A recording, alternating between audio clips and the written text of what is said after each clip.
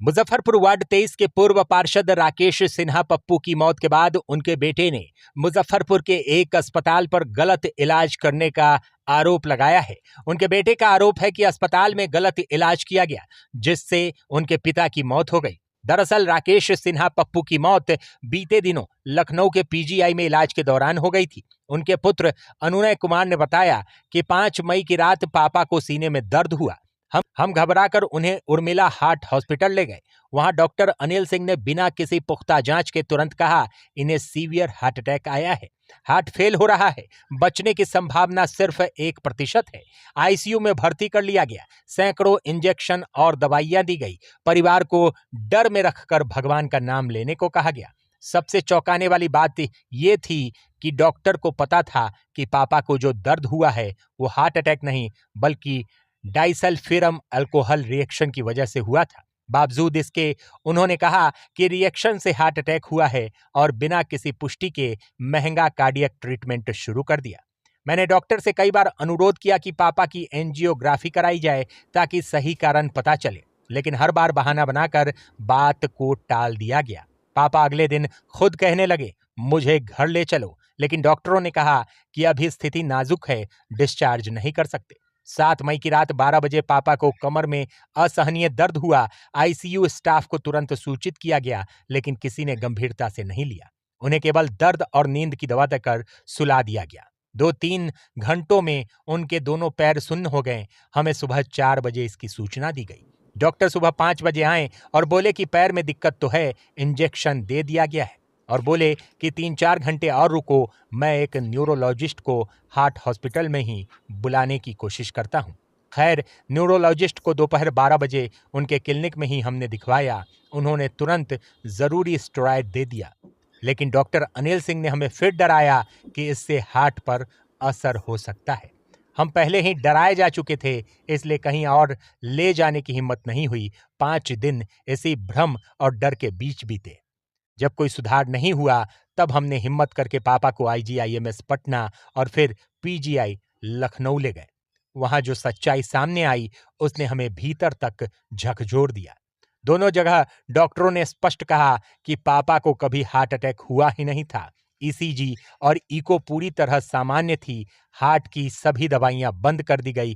पैरों का सूनापन spinal infect की वजह से हुआ था। एक ऐसी स्थिति जिसमें अगर 4 घंटे के अंदर सही इलाज मिल जाए तो रोगी पूरी तरह से ठीक हो जाता। लेकिन हमें झूठी जानकारी देकर, डराकर और रोक कर उस जरूरी समय को नष्ट कर दिया गया। जब इलाज की दिशा बदलने का समय आया, तब बहुत देर हो चुकी थी।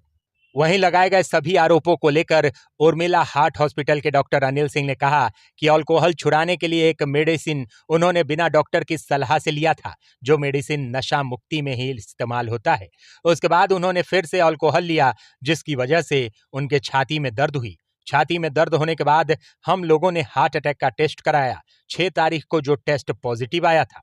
ये हार्ट अटैक का टेस्ट जो है वह 10 दिन के अंदर ही पॉजिटिव आते हैं। इसके साथ ही उन्होंने आरोप को लेकर यह भी कहा कि 200% हार्ट अटैक आया था। 72 घंटे तक हमने हार्ट को लेकर फिट कर दिया, लेकिन 72 घंटे के बाद इनको कमर के नीचे दोनों पैरों में लकवा मार गया। क्योंकि यह हमारा केस नहीं था, वह न्यूरोलॉजी का केस था। हमने न्यूरोलॉजी के पास भेजा भी था, लेकिन ये लोग मुजफ्फरपुर, पटना और लखनऊ करते रहे। बहरहाल राकेश सिन्हा पप्पू की इलाज के दौरान मौत हो गई, जिसके बाद उनके पुत्र अनुनय कुमार सिन्हा ने उर्मिला अस्पताल पर गंभीर आरोप लगाया है। अब आरोप में कितनी सच्चाई है, ये तो सूक्ष्म जांच से ही पता चल पाएगा। अब बड़ा सवाल ये उठता है कि अनुनय कुमार सिन्हा इस आरोप को कहां तक लेकर जाते हैं। बिहार लाइव नाउ के लिए अभिषेक रंजन की रिपोर्ट। देखिए, सबसे पहले तो सभी को हम ये बताना चाहेंगे कि डॉक्टर अनिल सिंह जी जो हैं, वो मेरे पापा के बहुत पुराने मित्र थे, लेकिन जो उन्होंने किया वो एक शत्रु भी नहीं कर सकता। 5 मई की घटना है ये। 5 मई को शाम में पापा किसी पार्टी से आए थे, खाना वाना खा कर के आए थे, भोज था, किसी शादी समारोह से आए थे, और उसके बाद जो है अचानक से उनके जो है पेट में दर्द हुआ। पेट से दर्द थोड़ा ऊपर चेस्ट तक आया हल्का, तो हम लोग डर गए। हम लोग वोमिटिंग वगैरह उनको हुआ।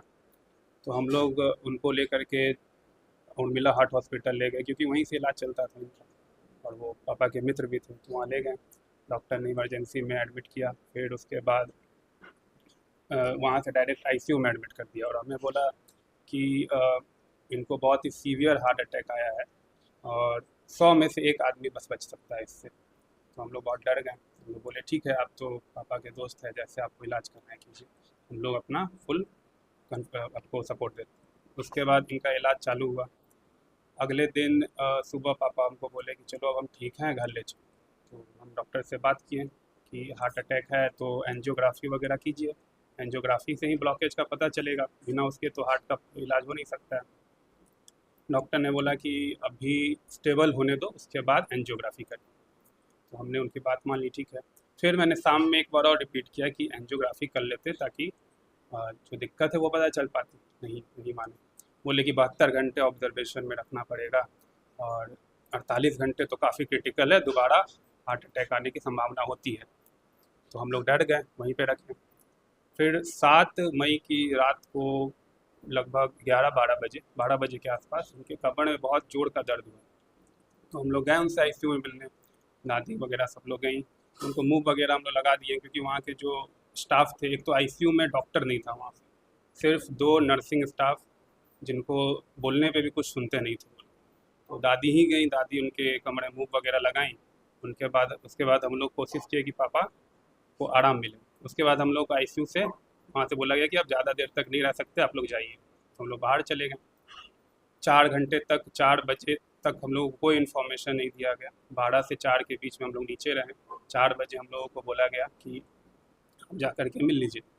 तो हम लोग जब गए मिलने तो पापा बोल रहे हैं मेरे पैर में, दोनों पैर जो है मेरा काम कर नहीं रहा है, कमर में बहुत जोर का दर्द है। तो हम लोग बोले वहाँ के स्टाफ को कि क्या दिक्कत हुआ है, क्या दिक्कत हुआ है। तो वो लोग बोल रहा है कि इनके मन में ये चीज़ है, ऐसा कुछ है नहीं, इनके मन में ये चीज़ चल रहा है, ये बस ऐसे ही बोल रहे हैं। रात में इनको नींद की दवा दी गई थी और जो दर्द का दवा है वो दे करके इनको सुला दिया गया था। और 5 बजे फिर डॉक्टर, हमने बोला कि डॉक्टर को बुलाइए, डॉक्टर को बुलाइए। तो 5 बजे तक डॉक्टर आए, फिर मेरे से बात हुई, बोले कि पैर में दिक्कत तो है, सूनापन लग रहा है, हम इनको दवा दे दिए हैं और देखिए आराम होता है तो ठीक है, बाकी हम 8 बजे के बाद जो है यहाँ एक न्यूरोलॉजिस्ट है, उनसे हम उनको कोशिश करेंगे कि वो आ करके यहाँ पर देख लें। तो हमने बोला ठीक है, जैसा आपको सही लग रहा है आप कीजिए। तो फिर उसके बाद जो है वो तो बात नहीं कर पाए, उनको उनसे बुला नहीं पाए, हम ही लोग जा करके न्यूरोलॉजिस्ट से दिखाएं। वो वहाँ से डिस्चार्ज भी नहीं कर किए वहाँ पे कि हम लोग जा करके कहीं और अच्छे से इलाज कर सकें। वो अपना आदमी भेजे हम लोगों के साथ कि जाओ जा करके वहाँ से दिखवा करके आओ। तो हम लोग गए, दिखवा करके आए। फिर फिर वहाँ के जो डॉक्टर हैं वो स्टेरॉयड वगैरह जो उसका इलाज होता है वो दिए हैं, वहाँ का जो दवाई होता है। तो दवाई चालू हुआ, बिला हार्ट हॉस्पिटल में ही एडमिट, तो वहीं दवाई चालू हुआ। फिर डॉक्टर ने बोला कि स्टेरॉयड दे रहे हैं तो इससे हार्ट को खतरा हो सकता है और भी डेंजरस है, फिर भी हम इलाज करते हैं। तो हम इस चीज़ से डर गए कि अभी हार्ट अटैक आया है। क्या दिन तक यहाँ इलाज हो रहा है? यहाँ 5 तारीख से 12 तारीख तक हुआ। उसके बाद फिर यहाँ से कहाँ रेफर किया गया? बीच में जो घटना हुई वो भी बताना ज़रूरी है, क्योंकि वो स्टेरॉयड जब दे रहे थे तो हम लोग डर गए कि स्टेरॉयड दे रहे हैं, हार्ट में कुछ प्रॉब्लम होगी तो हम लोग यहाँ से ले नहीं जा सकते हैं, हार्ट हॉस्पिटल में रहना ज़्यादा सेफ़ है। हम लोग यहीं पे रखे 2-3 दिन तक, कोई फिर बेनिफिट दिख नहीं रहा। तो हम लोग जो है फिर ले करके 12 तारीख को हार मान करके IGIMS ले गए, क्योंकि डॉक्टर जो न्यूरोलॉजिस्ट थे वो बोले कि वहाँ पे इसका इलाज अच्छे से होता है, कोशिश करना वहाँ पर जाने का। तो वहाँ पे गए, वहाँ पे इलाज हुआ। तो इलाज होने के बाद पता चला कि पापा को जो बीमारी हुई है वो स्पाइनल इंफाक्ट हुई है, स्पाइनल कॉर्ड का एक बीमारी है। इसमें क्या होता है कि अगर 4 घंटे, जैसे उनको 12-1 बजे ये घटना हुई थी, 5 बजे तक अगर उनको ट्रीटमेंट मिल जाता तो ये पूरी तरीके से ठीक हो सकते थे, क्योंकि नहीं हो पाया। सबसे बड़ी बात हम लोगों को वहाँ IGMS से पता ये चला कि इनको हार्ट अटैक आया ही नहीं था। ये जो टेस्ट हुआ था, मैं दिखा रहा हूँ आपको, ये ट्रोपोनिन टेस्ट होता है। इसमें जब 2 लाइन आता है तो हार्ट अटैक होता है, 1 लाइन आता है तो ये टेस्ट नेगेटिव है। आप लोग देखिए यहाँ पे 1 लाइन है, ठीक है। तो हार्ट अटैक का टेस्ट नेगेटिव आया। वहाँ हम लोग IGMS में गए, वहाँ पर इनका HS ट्रोपोनिन टेस्ट हुआ। ये देखिए 4.5 है, 4.5, और ये होना कितना चाहिए, 34 के नीचे। तो सोचिए 34 के नीचे कितना कम है। और यहाँ पे आप देखिए लो डिस्क में वो लोग होते हैं जिनका 6 के ऊपर होता है, इनका 6 से भी नीचे, मतलब लो डिस्क से भी कम था। लो डिस्क से भी कम था, मतलब कि हार्ट का कोई ऐसा मेन इशू था नहीं। उनका वहाँ पे इको हुआ, उसमें ग्रेड 1 और यहाँ पे नो क्लॉट दिखा गया कि मतलब कोई क्लॉट था ही नहीं। मामूली सी थोड़ी बहुत जो एज रिलेटेड हो जाता है, 57 साल उम्र थी, थोड़ी बहुत हल्की सी प्रॉब्लम, थोड़ी सी थी, हल्की सी थी, जिसका कोई हार्ट अटैक से कोई लेना देना नहीं। तीसरा ईसीजी हुआ उनका, ईसीजी पूरा नॉर्मल था, ईसीजी में कोई दिक्कत नहीं था, ईसीजी इनका नॉर्मल। तो हमें बस ये सवाल करना है कि इनका हार्ट अटैक आया ही नहीं, तो हार्ट अटैक की इतनी महंगी ट्रीटमेंट की गई, हार्ट अटैक ना आने पे इतनी दवाइयाँ देना क्या सही था? और क्या मैं इससे ये तो नहीं कह सकता हूँ कि वो दवाइयाँ दी गई उसके वजह से इनके पैर में दिक्कत हुई कि नहीं हुई, लेकिन ये भी मैं नहीं कह सकता हूँ कि इसी वजह से दिक्कत नहीं हुई होगी, इसी वजह से भी दिक्कत हो सकती है, कहीं दवाई का रिएक्शन हो गया हो, बिना किसी बीमारी के आप इलाज कर रहे हैं। यही मेरा मेन आरोप था कि यहाँ पे बहुत गलत आरोप इलाज हुआ, बीमारी कुछ और थी, इलाज कुछ और किया गया। हमें डर है मेरा था गया कि हम लोग यहाँ से निकले नहीं। Doctor Anil Singh Urmila heart hospital में, ऊपर से हम लोग के ऊपर 2 लाख तक का जो है बिल, 1,28,000 हॉस्पिटल का बिल, 50,000 का लगभग दवाई, 10-20 हज़ार का टेस्ट हुआ, इसमें भी कोई रियायत नहीं, मामूली 10,000 रुपये का कंसेशन मिला, मतलब किसी तरह का कोई सहयोग नहीं मिला। वहाँ पे हम लोगों को हॉस्पिटल अरेस्ट करके रखा गया, एक तरीके से गलत बात बोल करके डरा दिया। ये हमारा मेन आरोप था। इस दुख की घड़ी में अपने को कुछ कहने की स्थिति में तो नहीं पा रहे हैं। हमने सुबह राकेश भाई के पुत्र अन्नय जी का एक पोस्ट देखा सोशल मीडिया पर, और उस पोस्ट को देख के मन बहुत उद्वेलित हो गया।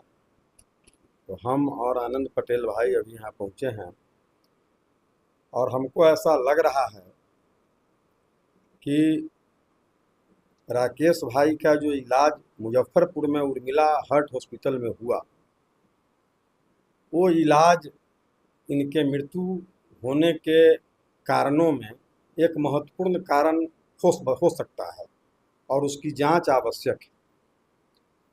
चूँकि बिहार का सबसे विश्वसनीय चिकित्सा संस्थान IGIMS और देश का सबसे विश्वसनीय चिकित्सा संस्थान PGI लखनऊ, दोनों संस्थानों ने मुजफ्फरपुर में जो इलाज हुआ उस इलाज को गलत माना है।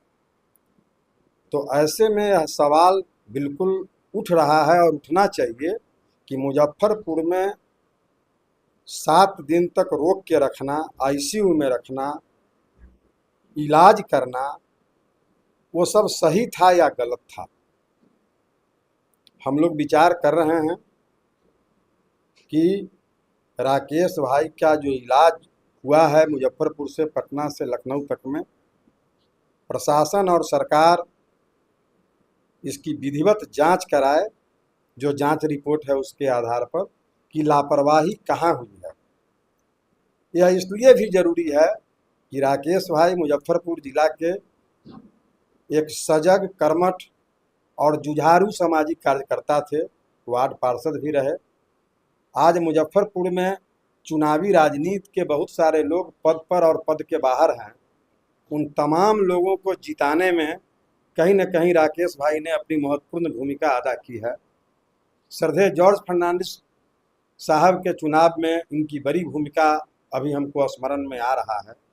तो ऐसे परिस्थिति में इनकी मौत डॉक्टर के लापरवाही से हुई है, इलाज में गड़बड़ी से हुई है, यह हम लोगों को चुप बैठने नहीं दे रहा है, हम लोगों को उद्वेलित कर रहा है कि यह सवाल हम लोग समाज, प्रशासन, सरकार के सामने लाएं और इसकी जांच कराएं। इसी सब मनोस्थितियों से अभी मैं अनुनय जी के साथ बैठकर गुजर रहा हूँ। अपने सपनों की आशिया को दे एक नई पहचान माँ भवानी डेकोर प्राइवेट लिमिटेड के साथ, जो है ऑथराइज्ड डिस्ट्रीब्यूटर ऑफ कजारिया। देश की मिट्टी से बनी टाइल से देश को बनाते हैं, और जहां मिलती है सभी प्रकार के Indian and imported granite, marble, sanitary एवं कोटा स्टोन का अनोखा एवं आकर्षक संग्रह। माँ भवानी डेकोर प्राइवेट लिमिटेड मतलब a complete floor solutions. New 0 mile Dadar road, Muzaffarpur. Call 9934753111। Intermediate के बाद कहाँ जाएं, क्या करें? अगर आप सरकारी नौकरी करना चाहते हैं तो मुजफ्फरपुर में दक्ष है ना। मुजफ्फरपुर मिठनपुरा चौक स्थित दक्ष एजुकेशन सेंटर में आपको सरकारी नौकरी के लिए किया जाएगा तैयार। इंटरमीडिएट के बाद यहां आप रेलवे, एसएससी आदि जैसे कई प्रतियोगिता परीक्षाओं की तैयारी कर सकते हैं और सरकारी नौकरी के सपने को पूरा कर सकते हैं, क्योंकि सरकारी नौकरी की न होगी टेंशन जब हो दक्ष में एडमिशन। नए बैच में एडमिशन के लिए आज ही संपर्क करें। दक्ष एजुकेशन सेंटर, मिठनपुरा चौक, मुजफ्फरपुर।